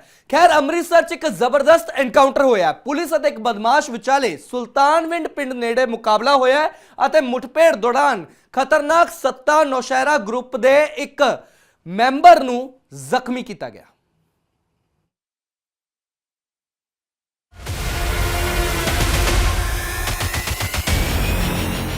अमृतसर पुलिस ने पंजाब च दहशत फैलाने वाले गैंगस्टर सत्ता नौशहरिया के 3 गुरकियां नूं दबोचिया। घटना 16 जनवरी दी है ਜਦੋਂ B डिवीजन खेतर च एक व्यापारी ते गोलियां चलाईयां गईयां सन। हालांकि शिकायतकर्ता डरते मारे सामने नहीं आ रहा सी, पर पुलिस ने खुद मुस्तैदी दिखाते हुए मामला दर्ज किया और जांच शुरू की। पुलिस टीम ने कार्रवाई करते हुए जशनदीप सिंह, जोबनजीत सिंह और गुरकीरत सिंह उर्फ कीरत नूं गिरफ्तार किया। पर गिरफ्तारी तो बाद जदों पुलिस जोबनजीत नूं निशानदेही दे लई सुल्तानविंड इलाके च लैके जा रही सी तां उसने चलाकी दे नाल ASI दी पिस्तौल खोण दी कोशिश की। इस झड़प दौरान गोली चल गई जो मुलजम दे पैर च जाके लगी। हुण पुलिस इन्हां तो गैंगस्टर सत्ता दे अगले मंसूबियां बारे पुछगिछ भी कर रही है। 20 साल दा ये डिलीवरी बॉय ਦਾ ਕੰਮ ਕਰਦਾ ਹੈ ਜ਼ੈਪਟੋ ਦੇ ਵਿੱਚ ਔਰ FIR ਇਹਦੇ ਖਿਲਾਫ ਇੱਕ ਸਾਡੇ ਸਦਰ ਦੀ ਸਨੈਚਿੰਗ ਕਾਰ ਸਨੈਚਿੰਗ ਦੀ ਪੁਰਾਣੀ ਹੈਗੀ ਆ 2025 ਦੀ। ਸੋ ਇਹ 3 ਬੰਦੇ ਅਸੀਂ ਗ੍ਰਿਫਤਾਰ ਕੀਤੇ ਆ ਔਰ ਇਹਨਾਂ ਨੂੰ ਜਿਹੜੀ ਗੱਲ ਬਾਹਰੋਂ ਡਾਇਰੈਕਸ਼ਨ ਮਿਲ ਰਹੀਆਂ ਸੀ ਸੱਤੇ ਵੱਲੋਂ ਕਿ ਤੁਸੀਂ ਇਹ ਕੰਮ ਕਰਨਾ ਹੈ ਤੇ ਤੁਹਾਨੂੰ ਅਸੀਂ ਲਾਲਚ ਵੀ ਦਿੱਤੇ ਗਏ। ਇਹਨਾਂ ਨੂੰ ਆਪਸ ਵੀ ਲਾਲਚ ਦਿੱਤੇ ਗਏ, ਕਿਸੇ ਨੂੰ ਨਸ਼ੇ ਦਾ ਲਾਲਚ, ਕਿਸੇ ਨੂੰ ਕਿਹਾ ਤੁਹਾਨੂੰ ਪੈਸੇ ਦੇਵਾਂਗੇ, ਮਿਲਿਆ ਕਿਸੇ ਨੂੰ ਕੁਝ ਵੀ ਨਹੀਂ। ਔਰ ਉਸੇ 'ਚ ਇਹ ਨਾਲ ਆ ਕੇ ਤੇ ਇਹਨਾਂ ਨੇ ਸਾਰੀ ਜਿਹੜੀ ਲੌਜਿਸਟਿਕ ਸਪੋਰਟ ਸਾਰੀ ਜਿਹੜੀ ਹੈ ਪ੍ਰੋਵਾਈਡ ਕੀਤੀ ਹੈ 2 ਬੰਦਿਆਂ ਨੇ। ਤੇ ਇਹਦੇ 'ਚ ਜਿਹੜਾ ਜੋਬਨਜੀਤ ਆ ਉਹ ਮੇਨ ਬੰਦਾ ਸੀ ਜਿਹੜਾ ਮੋਟਰਸਾਈਕਲ ਉਸ ਦਿਨ ਚਲਾ ਰਿਹਾ ਸੀ ਜਦੋਂ ਇਹਨਾਂ ਨੇ ਇਨਸੀਡੈਂਟ ਕੀਤਾ। ਔਰ ਜਿਹੜੇ ਦੂਜੇ 2 ਨੇ ਜੋ ਆਪਣੇ ਜਸ਼ਨਦੀਪ ਤੇ ਗੁਰਕੀਰਤ, ਇਹਨਾਂ ਨੂੰ ਲੌਜਿਸਟਿਕ ਸਪੋਰਟ ਤੇ ਲੋਕਲ ਸਪੋਰਟ ਦੇ ਰਹੇ ਸੀਗੇ। ਆਇਡੈਂਟੀਫਿਕੇਸ਼ਨ ਵਗੈਰਾ ਕੀਤੀ ਗਈ, ਕੁਝ ਹੋਰ ਬੰਦੇ ਵੀ ਇਹਦੇ 'ਚ ਅਸੀਂ ਆਇਡੈਂਟੀਫਾਈ ਕਰ ਲਏ ਆ। ਤੇ ਜੋਬਨ ਨੂੰ ਜਦੋਂ ਇੱਥੇ ਲੈ ਕੇ ਆ ਰਹੇ ਸੀ ਸਾਡੀ ਪੁਲਿਸ ਪਾਰਟੀ, ਇਹਨੇ ਕਿਹਾ ਮੇਰੀ ਤਬੀਅਤ ਖਰਾਬ ਹੈ ਤੇ ਇੱਥੇ ਅਸੀਂ ਜਿਹੜੀ ਪੁਲਿਸ ਪਾਰਟੀ ਤਲਾਸ਼ ਸੀਗੀ ਮੁਲਜ਼ਮਾਂ ਦੇ ਦੂਜੇ ਜਿਹੜੇ ਬੰਦੇ ਸੀ, ਇਹਨੇ ਕੋਈ ਟਿਕਾਣੇ ਦੱਸੇ ਸੀ ਇੱਧਰਲੇ ਅਗਲੇ ਪਾਸੇ ਵੀ ਉੱਥੇ ਲੈ ਕੇ ਜਾ ਰਹੇ। ਜਦੋਂ ਉੱਥੇ ਰੋਕੀ ਗੱਡੀ ਤਾਂ ਇਹਨੇ ਉਹਦਾ ਫਾਇਦਾ ਉਠਾ ਕੇ ਤੇ ਜਿਹੜਾ ਸਰਵਿਸ ਦਾ ਸਾਡਾ ਪਿਸਟਲ ਸੀ ਮੁਲਾਜ਼ਮ ਦਾ ਉਹ ਫੜ ਲਿਆ ਤੇ ਸਕਫਲ ਇਹਨਾਂ ਦੀ ਆਪਸ 'ਚ ਕਾਫੀ ਕੁੱਤਮ ਕੁੱਤਾ ਹੋਈ। ਉਸ ਦੇ ਵਿੱਚ ਇੱਕ ਜਿਹੜੀ ਕਿਉਂਕਿ ਲੋਡਡ ਸੀਗਾ ਪਿਸਟਲ ਉਹਦੇ 'ਚ ਲੱਗਦੇ ਇਹਦੇ ਲੱਤ ਤੇ ਲੱਗੀ, ਇਹਨੂੰ ਹਸਪੀਟਲ ਐਡਮਿਟ ਕਰਾ ਦਿੱਤਾ ਗਿਆ। ਇਸ ਕੇਸ ਦੇ ਵਿੱਚ ਅਸੀਂ 3 ਗ੍ਰਿਫਤਾਰੀਆਂ ਕੀਤੀਆਂ ਔਰ ਬਹੁਤ ਜਲਦੀ ਬਾਕੀ ਵੀ ਹੋਣਗੀਆਂ। ਸਾਰਾ ਦਾ ਸਾਰਾ ਕੇਸ ਟ੍ਰੇਸ ਕੀਤਾ ਬਿਕੋਜ਼ ਇਹ ਬੜੀ ਜ਼ੀਰੋ ਟੋਲਰੈਂਸ ਪਾਲਿਸੀ ਅਸੀਂ ਰੱਖੀ ਦੀ ਹੈ ਔਰ ਸਾਰੀ ਟੀਮ ਨੇ ਬਹੁਤ ਵਧੀਆ ਕੰਮ ਕੀਤਾ ਇਹਦੇ। पुलिस की इस कार्रवाई ने साफ कर दिता है कि कानून तो उत्ते कोई नहीं, भावें गैंगस्टर विदेश बैठे होण या जेल दे विच उन्हां दे मंसूबियां नूं पूरा करन वाले गुरकियां दा हशर अजिहा होवेगा। Bureau report, Living India News. ਤਾਂ ਉਧਰ ਪੰਜਾਬ ਦੀ ਸਿਆਸਤ 'ਚ ਉਸ ਵੇਲੇ ਵੱਡਾ ਧਮਾਕਾ ਹੋਇਆ ਜਦੋਂ ED-IT ਦੀ ਟੀਮ ਨੇ ਹੁਸ਼ਿਆਰਪੁਰ 'ਚ ਦਬਿਸ਼ ਦਿੱਤੀ। ਆਲਮ ਹੈ ਕਿ ED ਨੇ ਸਾਬਕਾ ਮੰਤਰੀ ਸੁੰਦਰ ਸ਼ਾਮ ਅਰੋੜਾ ਦੀ ਰਿਹਾਇਸ਼ ਤੇ ਛਾਪਾ ਮਾਰਿਆ ਤੇ 24 ਘੰਟੇ ਤੋਂ ਇਹ ਰੇਡ ਜਾਰੀ ਹੈ। ਇਸ ਮੌਕੇ ਭ੍ਰਿਸ਼ਟਾਚਾਰ ਨਾਲ ਜੁੜੇ ਕਈ ਦਸਤਾਵੇਜ਼ ਖੰਗਾਲੇ ਜਾ ਰਹੇ ਨੇ। ਸਾਬਕਾ ਮੰਤਰੀ ਅਰੋੜਾ ਤੇ ਮੁੜ ਸ਼ਿਕੰਜਾ, ED ਅਤੇ IT ਨੇ ਕੱਸਿਆ ਪੰਜਾ। 24 घंटे तो जारी छापेमारी, सबका मंत्री दी मुश्किल भारी। ਤਾਂ ਪਹਿਲਾਂ ਤੋਂ ਭ੍ਰਿਸ਼ਟਾਚਾਰ ਦੇ ਕਲੰਕ ਅਤੇ ਦਾਗ ਦੇ ਵਿੱਚ ਘਿਰੇ ਸਾਬਕਾ ਮੰਤਰੀ ਸੁੰਦਰ ਸ਼ਾਮ ਅਰੋੜਾ ਨੂੰ ਕਾਨੂੰਨੀ ਚਾਰਾਜੋਈ ਤੋਂ ਬਾਅਦ ਹੁਣ ਏਜੰਸੀਆਂ ਦੇ ਜਾਲ 'ਚ ਪੂਰੇ ਤਰੀਕੇ ਨਾਲ ਉਹ ਘਿਰ ਚੁੱਕੇ ਨੇ। ਆਲਮ ਇਹ ਹੈ ਕਿ ਹੁਣ ਲੰਮੇ ਸਮੇਂ ਤੋਂ ਜਾਂਚ ਏਜੰਸੀਆਂ ਦੇ ਰਡਾਰ ਤੇ ਰਹਿ ਰਹੇ ਅਰੋੜਾ ਦੇ ਘਰ ਪਿਛਲੇ ਕਈ ਘੰਟਿਆਂ ED ਅਤੇ ਇਨਕਮ ਟੈਕਸ ਵਿਭਾਗ ਵੱਲੋਂ ਸਾਂਝੇ ਤੌਰ ਤੇ ਛਾਪੇਮਾਰੀ ਕੀਤੀ ਜਾ ਰਹੀ ਹੈ। बीते दिन ही सवेर सारी हुशियारपुर स्थित अरोड़ा दी रिहाइश ते दोहां विभाग दीयां टीमां वल्लों धावा बोलिया गया ਅਤੇ दस्तावेज़ां ਦੀ गहराई ਦੇ ਨਾਲ ਜਾਂਚ ਕੀਤੀ ਜਾ ਰਹੀ ਹੈ। ਭਾਰੀ ਸੁਰੱਖਿਆ ਬਲਾਂ ਦੇ ਨਾਲ ਈਡੀ ਤੇ तमाम ਅਧਿਕਾਰੀ ਸੁੰਦਰ ਸ਼ਾਮ ਅਰੋੜਾ ਦੀ ਰਿਹਾਇਸ਼ ਤੇ ਪਹੁੰਚੇ ਅਤੇ ਉਸ ਤੋਂ ਬਾਅਦ ਘਰ ਦੇ ਸਾਰੇ ਦਰਵਾਜ਼ੇ ਬੰਦ ਕਰ ਦਿੱਤੇ ਹਨ ਅਤੇ ਕਿਸੇ ਨੂੰ ਵੀ ਅੰਦਰ ਜਾਂ ਬਾਹਰ ਜਾਣ ਦੀ ਇਜਾਜ਼ਤ ਨਹੀਂ ਦਿੱਤੀ ਗਈ। मोबाइल फोन ਅਤੇ ਹੋਰ ਇਲੈਕਟ੍ਰੋਨਿਕ ਗੈਜਟ ਵੀ ਕਬਜ਼ੇ ਦੇ ਵਿੱਚ ਲੈ ਕੇ ਜਾਂਚ ਕੀਤੀ ਗਈ। ਸਾਬਕਾ ਮੰਤਰੀ ਕਾਂਗਰਸ ਦੇ ਵਰਿष्ठ ਨੇਤਾ ਸੁੰਦਰ ਸ਼ਾਮ ਅਰੋੜਾ ਦੇ ਘਰ ਦੇ ਆਈਟੀ ਔਰ ਈਡੀ ਵੱਲੋਂ ਰੇਡ ਕੀਤੀ ਗਈ ਹੈ। ਕੱਲ ਸਵੇਰੇ 6:20 ਤੇ ਪਹੁੰਚੀਆਂ ਟੀਮਾਂ ਵੱਲੋਂ ਹਜੇ ਤੱਕ ਵੀ ਜਿਹੜੀ ਹੈਗੀ ਰੇਡ ਜਾਰੀ ਹੈ ਔਰ 28 ਘੰਟੇ ਤੋਂ ਵੱਧ ਦਾ ਸਮਾਂ ਹੋ ਚੁੱਕਾ ਹੈ। ਮੈਂ ਆਪਣੇ ਕੈਮਰਾਮੈਨ ਨੂੰ ਕਹੂੰਗਾ ਦਿਖਾਣ ਕਿ ਇਸ ਵਕਤ ਸੁੰਦਰ ਸ਼ਾਮ ਅਰੋੜਾ ਜਿਹੜੇ ਆਲੀਸ਼ਾਨ ਕੋਠੀ ਹੈ ਉਹਨਾਂ ਦੇ ਇਸ ਵਕਤ ਇੱਥੇ ਇਨਕਮ ਟੈਕਸ ਔਰ ਈਡੀ ਦੀ ਰੇਡ ਜਾਰੀ ਹੈ ਔਰ ਅਧਿਕਾਰੀ ਹਜੇ ਵੀ ਅੰਦਰ ਨੇ। ਤਕਰੀਬਨ 4 ਤੋਂ 5 ਗੱਡੀਆਂ ਦੇ ਵਿੱਚ ਪਹੁੰਚੇ ਅਧਿਕਾਰੀ 20 ਤੋਂ 25 ਦੱਸੇ ਜਾ ਰਹੇ ਨੇ ਜਿਹੜੇ ਅਧਿਕਾਰੀ ਸੀਗੇ ਉਹ ਇਸ ਵਕਤ ਘਰ ਦੇ ਅੰਦਰ ਨੇ। ਰੇਡ ਜਾਰੀ ਹੈ, ਕਾਗਜ਼ ਜਿਹੜੇ ਨੇ ਫਲੋਰੇ ਜਾ ਰਹੇ ਨੇ, ਸਾਰੀਆਂ ਚੀਜ਼ਾਂ ਦੀ ਜਿਹੜੀ ਹੈਗੀ ਜਾਂਚ ਇਹਨਾਂ ਵੱਲੋਂ ਕੀਤੀ ਜਾ ਰਹੀ ਹੈ। ਔਰ ਤੁਹਾਨੂੰ ਮੈਂ ਦੱਸ ਦਵਾਂ ਜਿਹੜੀ ਕੱਲ ਦੀ ਹੀ ਰੇਡ ਚੱਲ ਰਹੀ ਸੀ ਦੇਰ ਰਾਤ 9 ਵਜੇ ਦੇ ਕਰੀਬ ਅਧਿਕਾਰੀਆਂ ਵੱਲੋਂ ਗੱਦੇ ਜਿਹੜੇ ਆਏ ਨੇ, ਕੰਬਲ ਆਏ ਨੇ ਔਰ ਸਾਰੀ ਰਾਤ ਉਹਨਾਂ ਵੱਲੋਂ ਘਰ ਦੇ ਅੰਦਰ ਹੀ ਗੁਜ਼ਾਰੀ ਗਈ ਹੈ ਔਰ ਜਾਂਚ ਕੀਤੀ ਗਈ ਹੈ।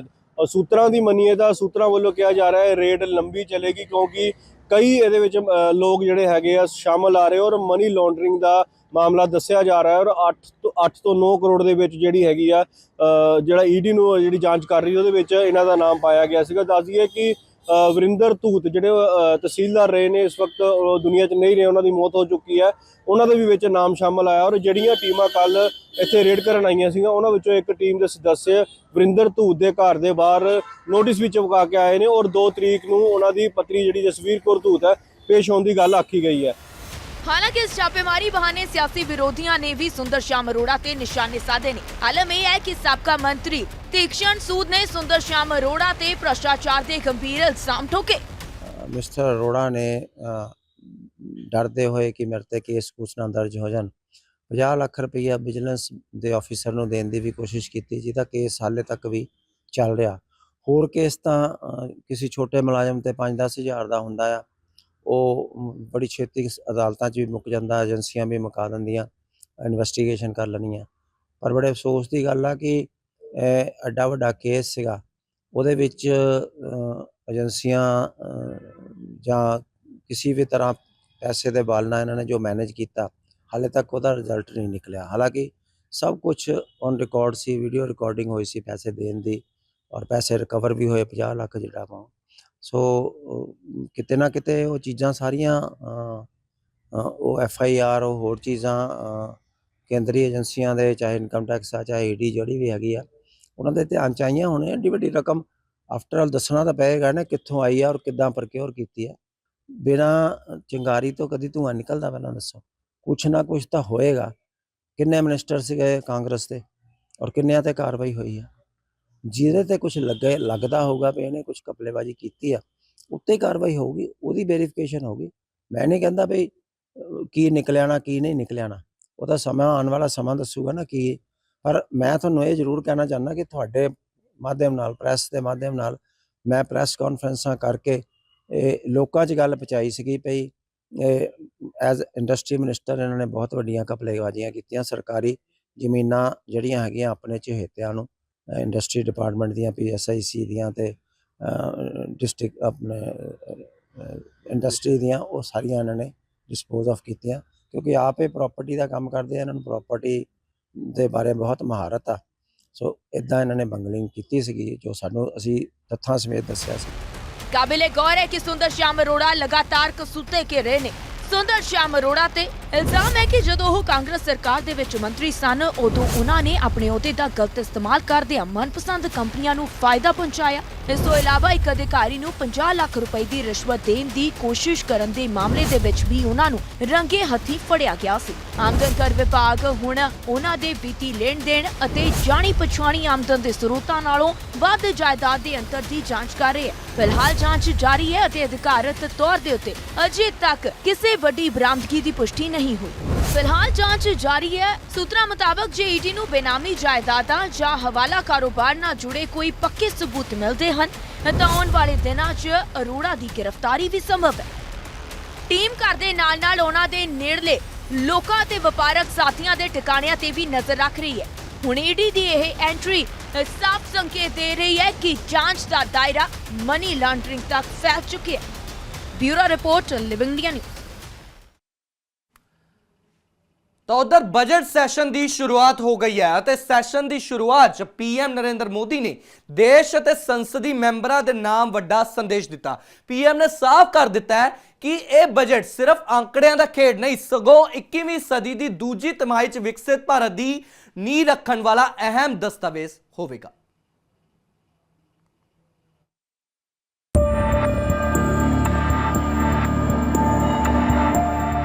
ਪ੍ਰਧਾਨ ਮੰਤਰੀ ਨੇ ਆਪਣੇ ਸੰਬੋਧਨ 'ਚ ਜਿੱਥੇ ਸੁਧਾਰਾਂ ਦੀ ਗਤੀ ਦਾ ਜ਼ਿਕਰ ਕੀਤਾ, ਉੱਥੇ ਹੀ ਭਾਰਤ ਯੂਰਪੀ ਸੰਘ ਦੇ ਵਿਚਾਲੇ ਹੋਈ ਇਤਿਹਾਸਕ ਟ੍ਰੇਡ ਡੀਲ ਨੂੰ ਭਾਰਤ ਉਦਯੋਗਾਂ ਦੇ ਲਈ ਸੁਨਹਿਰਾ ਮੌਕਾ ਦੱਸਿਆ। ਉਹਨਾਂ ਦੱਸਿਆ ਕਿ ਦੇਸ਼ ਹੁਣ ਰਿਫਾਰਮ ਐਕਸਪ੍ਰੈਸ ਤੇ ਸਵਾਰ ਹੈ। ਵਿੱਤ ਮੰਤਰੀ ਨਿਰਮਲਾ ਸੀਤਾਰਮਨ ਵੱਲੋਂ ਪੇਸ਼ ਕੀਤੇ ਜਾਣ ਵਾਲੇ 9ਵੇਂ ਬਜਟ ਨੂੰ ਉਹਨਾਂ ਨੇ ਇਤਿਹਾਸਕ ਪਲ ਦੱਸਦਿਆਂ ਕਿਹਾ ਕਿ ਪੂਰੀ ਦੁਨੀਆ ਦੀਆਂ ਨਜ਼ਰਾਂ ਅੱਜ ਭਾਰਤ ਦੀ ਆਰਥਿਕ ਤਾਕਤ ਤੇ ਟਿਕੀਆਂ ਹੋਈਆਂ ਨੇ। ਇਹ ਬਜਟ ਸत्र ਹੈ 21वीं सदी का एक चौथाई हिस्सा बीत चुका है। ये दूसरे चौथाई का प्रारंभ हो रहा है और 2047 विकसित भारत के लक्ष्य को प्राप्त करने के लिए ये महत्वपूर्ण 25 वर्ष का दौर आरंभ हो रहा है और ये दूसरे क्वार्टर का, इस शताब्दी की दूसरे क्वार्टर का ये पहला बजट आ रहा है और वित्त मंत्री निर्मला जी देश की पहली वित्त मंत्री ऐसी है, महिला वित्त मंत्री ऐसी है जो लगातार 9वीं बार देश के संसद में बजट प्रस्तुत करने जा रही है। आत्मविश्वास भरा हिंदुस्तान आज विश्व के लिए आशा की किरण भी बना है,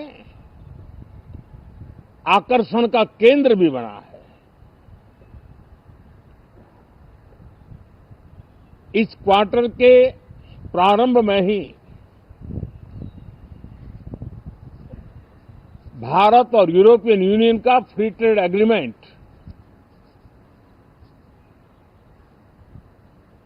आने वाली दिशाएं कितनी उज्जवल है, भारत के युवाओं का भविष्य कितना उज्जवल है।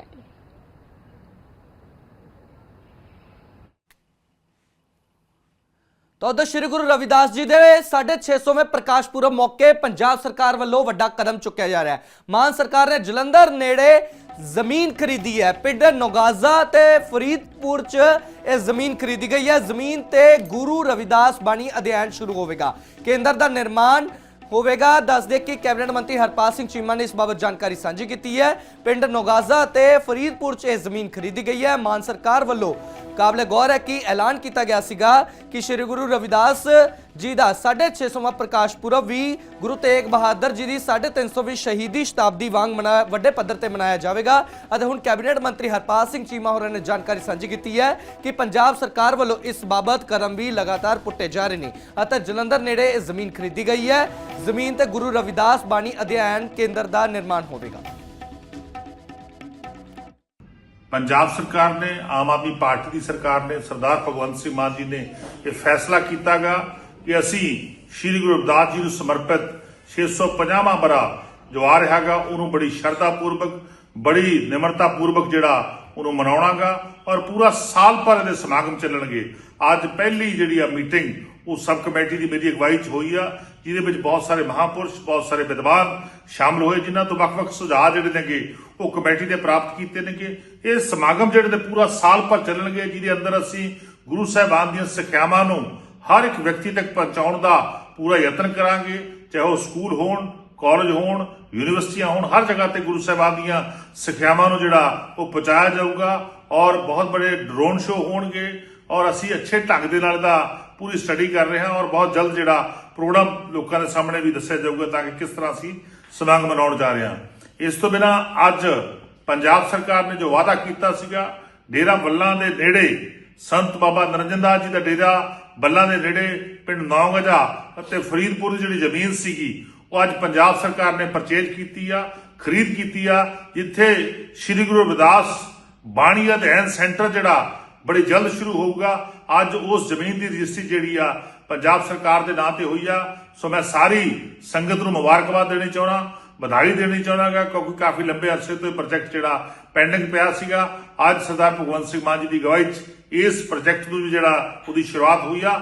ਅੱਜ ਸੇਲ ਡੀਡ ਰਜਿਸਟਰਡ ਹੋ ਚੁੱਕੀ ਆ ਔਰ ਲਗਭਗ 11 ਏਕੜ ਦੇ ਇਹ ਕਰੀਬ ਜ਼ਮੀਨ ਆ ਔਰ 8.5 ਕਰੋੜ ਰੁਪਇਆ ਜਿਹੜਾ ਇਹ ਤੇ ਖਰਚਾ ਆਇਆਗਾ। ਅੱਜ ਸੇਲ ਡੀਡ ਰਜਿਸਟਰਡ ਹੋ ਚੁੱਕੀ ਹੈਗੀ। ਸੋ ਬਹੁਤ ਜਲਦ ਜਿਹੜਾ ਪੰਜਾਬ ਦੇ ਮਾਨਯੋਗ ਮੁੱਖ ਮੰਤਰੀ ਸਰਦਾਰ ਭਗਵੰਤ ਸਿੰਘ ਮਾਨ ਜੀ ਔਰ ਆਮ ਆਦਮੀ ਪਾਰਟੀ ਦੇ ਨੈਸ਼ਨਲ ਕਨਵੀਨਰ ਅਰਵਿੰਦ ਕੇਜਰੀਵਾਲ ਜੀ ਇਸ ਗੁਰਬਾਣੀ ਅਧਿਐਨ ਸੈਂਟਰ ਦਾ ਜਿਹੜਾ ਉਦਘਾਟਨ ਕਰਕੇ ਜਾਣਗੇ। ਸ੍ਰੀ ਗੁਰੂ ਰਵਿਦਾਸ ਬਾਣੀ ਜੀ ਦੇ ਅਧਿਐਨ ਸੈਂਟਰ ਦਾ ਜਿਹੜਾ ਨੀਂਹ ਪੱਥਰ ਰੱਖ ਕੇ ਜਾਣਗੇ। ਬਹੁਤ ਜਲਦ ਜਿਹੜੀ ਆ ਅਸੀਂ ਉਹਦੀ ਡੇਟ ਵੀ ਅਨਾਉਂਸ ਕਰਾਂਗੇ। ਸੋ ਮੇਰਾ ਕਹਿਣ ਦਾ ਭਾਵ ਆ ਕਿ ਪੂਰਾ 650ਵਾਂ ਬਰਾ ਸ੍ਰੀ ਗੁਰੂ ਰਵਿਦਾਸ ਜੀ ਦਾ 650ਵਾਂ ਬਰਾ ਗੁਰੂ ਸਾਹਿਬਾਨ ਨੂੰ ਸਮਰਪਿਤ ਹੋਊਗਾ ਔਰ ਪੂਰਾ ਸਾਲ ਭਰ ਸਮਾਗਮ ਹੋਣਗੇ ਔਰ ਜਿਸ ਤਰ੍ਹਾਂ ਦੀ ਕਮੇਟੀ ਜਿਹੜੀ ਹੈ ਸਾਨੂੰ ਸੁਜੈਸਟ ਕਰੂਗੀ ਉਸ ਤਰ੍ਹਾਂ ਦੇ ਪ੍ਰੋਗਰਾਮ ਉਲੀਕੇ ਜਾਣਗੇ। ਤਾਂ ਖਬਰਾਂ ਦਾ ਸਿਲਸਿਲਾ ਲਗਾਤਾਰ ਲਿਵਿੰਗ ਇੰਡੀਆ ਨਿਊਜ਼ ਪੰਜਾਬ ਤੇ ਜਾਰੀ ਰਹੇਗਾ। ਫਿਲਹਾਲ ਮੈਨੂੰ ਦਿਓ ਇਜਾਜ਼ਤ। ਧੰਨਵਾਦ।